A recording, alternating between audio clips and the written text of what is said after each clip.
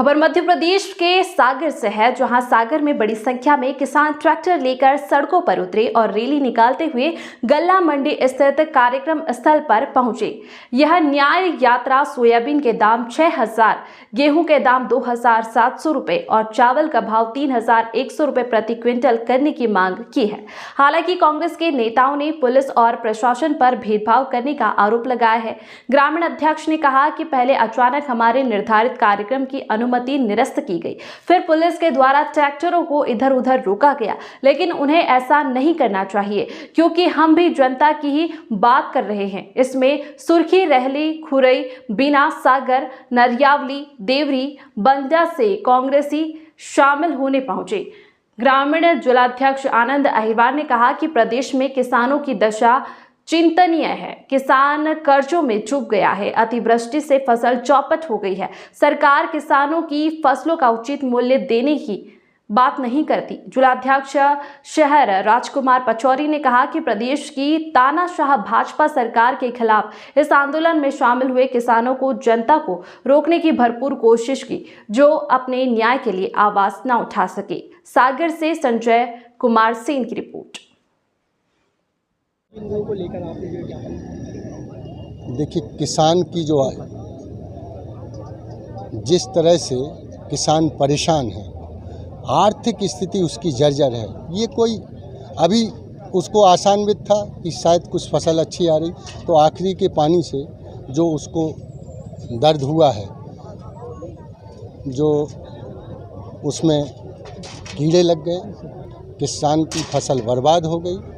और इसके अलावा करीब 10 वर्षों से किसान को एक तो दाम नहीं मिल रहा, फसल में लगातार पिट रहा है, और दूसरी तरफ आप खाद, बीज, बिजली उनके लिए महंगा हो गया है।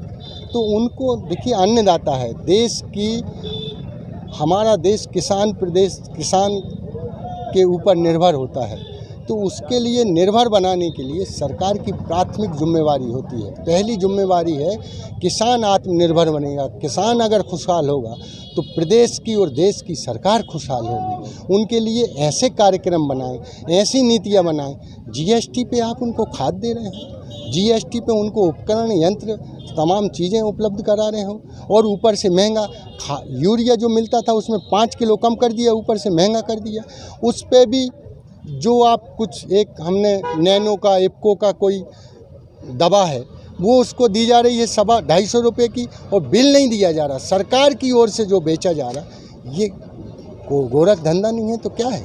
इस तरह न्याय यात्रा में क्या कठिनाइयाँ गई हैं, किस तरीके की प्रशासन तंत्र है आप लोगों के लिए? देखिए, न्याय यात्रा को पूरा दबोचने और कुचलने का काम भारतीय जनता पार्टी की सरकार और प्रशासन ने उनकी दबिश में पूरा किया। हम लोगों का कार्यक्रम पहले से निर्धारित बस स्टैंड से कलेक्ट्रेट का, जहां ज्ञापन देने का कलेक्टर की ओर से गेट नंबर 2 पर कल ज्ञापन लेने के लिए निर्धारित है, वहीं हम लोगों का जाना था वहां। लेकिन अकस्मात कल रात में हम लोगों को बोला गया कि यहाँ कोई कार्यक्रम नहीं होगा। हम लोगों ने विकल्प भी दिए, संजय ड्राइव कहा कि हमें संजय ड्राइव का रास्ता दे दीजिए, वहाँ कोई किसी तरह का पब्लिक को आवागमन में परेशानी नहीं होगी, वह भी नहीं दी। और हमें इधर जिस समय देख लीजिए, तपती चिलचिलाती धूप में पानी की भी व्यवस्था हम लोग हमारे किसान भाइयों को नहीं कर पाए। कम समय में यह टेंट, हमारे जो साथी हैं, जो पदाधिकारी हैं जिले के, प्रदेश के, उन लोगों ने यह कम समय में टेंट की व्यवस्था मिलजुल कर की। तो इस तरह से असुविधा जो हुई है, वो तो इतनी असुविधा हुई है। इस तरह लोकतंत्र में इस तरह का काम प्रशासन को नहीं करना चाहिए। प्रशासन को न्यूट्रल रह के हमारी बात सुननी चाहिए, और उनके, हम भी तो जनता ही की बात कह रहे हैं। किसान लोग आए हुए थे और ट्रैक्टर रोके गए, सड़कों पे उतरे थे किसान, यानी नया यात्रा को लेकर। अभी भी पूरे ट्रैक्टर हमारे आ नहीं पाए, 15% ट्रैक्टर यहाँ आ पाए। तमाम लोग लौट गए, तमाम लोगों को धमकाया गया, दहशत दी गई, दहशत फैलाई गई।